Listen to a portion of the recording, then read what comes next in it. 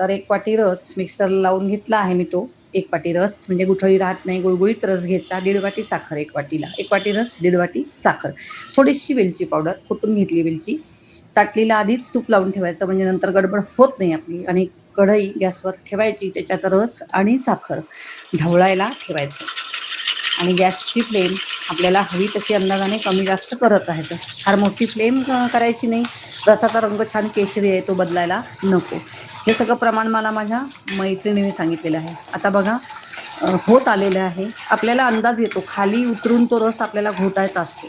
कढईला असं साईडला आपल्याला काढताना कळतं की थोडं हे बघा कोरडं दिसतंय ना तुम्हाला साईडला, किंवा हाताला घेऊन चिकटपणा आलाय का बघायचं आणि उतरायचं खाली आणि मग तो घोटत राहायचं. रस वेलची घालायची हे बघा आणि छान हे बघा छान आता होत आलेलं आहे.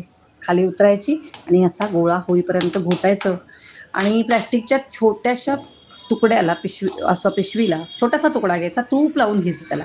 म्हणजे ना आपल्याला वड्या थापायला सोपं जातं. फार मोठा प्लास्टिकचा तुकडा घ्यायचा नाही, कागद.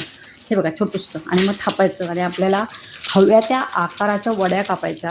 बघा किती छान प्लेन झाल्यात, रंग पण छान आलाय आणि अशा वड्या कापायच्या. आपल्याला वड्या जमलेल्या आहेत छानपैकी. आपल्याला हवा असेल तो आकार कापायचा आणि छान वड्या होतात या. काही ड्रायफ्रूट बदाम पिस्ते घालावे लागत नाहीत. हा आंबा हापूसचा हाच स्वतः खूप आहे, सगळं काही आहे त्यात. हे बघा झाल्या आपल्या आमरस वड्या तयार. ताज्या रसाच्या त्या ताज्या